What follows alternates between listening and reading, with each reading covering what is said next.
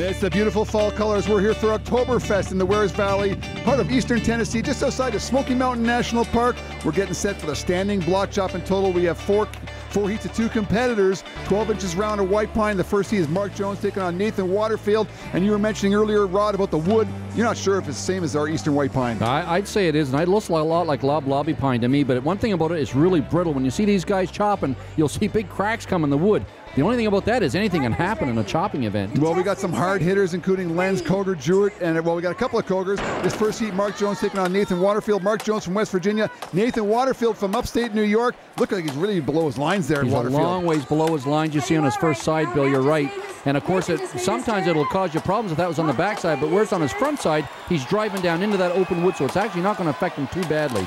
Mark Jones, a couple of chips and some drivers. Nathan Waterfield driving things off. Nathan wins the heat with a 20.61.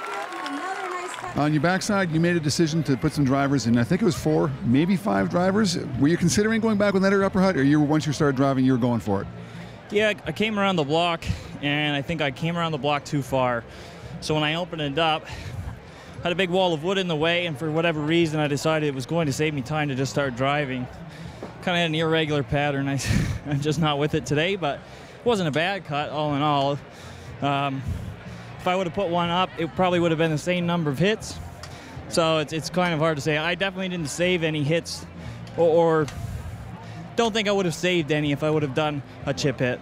Lumberjack sports, a lot like other sports where you're making some decisions on the fly based on wood conditions and the axe you selected. That's right, and that's where experience comes in, Bill. The guys that have a lot of years of experience, when things like that are thrown at them, they know what to do because they've experienced it before. We got Dave Jewett taking on Matt Koger right now. 20.61 is the time to beat. Both these guys are excellent at the top of their game. 2 top guys in the United States here. Dave Jewett's my pick in this here. He's been at it a long time, as we said. He knows what to do when the wood throws you a little bit of a bobble.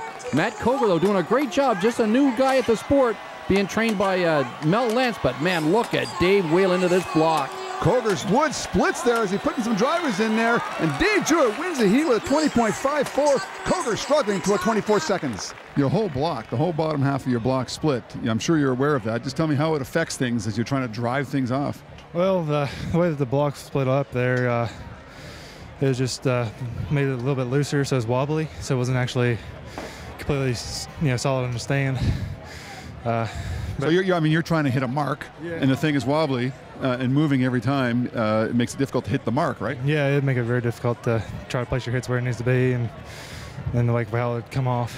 In the big scheme of things, I think it may have cost you a couple of seconds, a couple of strokes, maybe. Yeah, it would have cost me a bit, but I think it was just because of operator error. Well, there's no question in my mind that hitting a moving target is difficult, and it certainly cost Matt Koger a little bit of time. Right now, Dave Jewett leading the way in the standing block.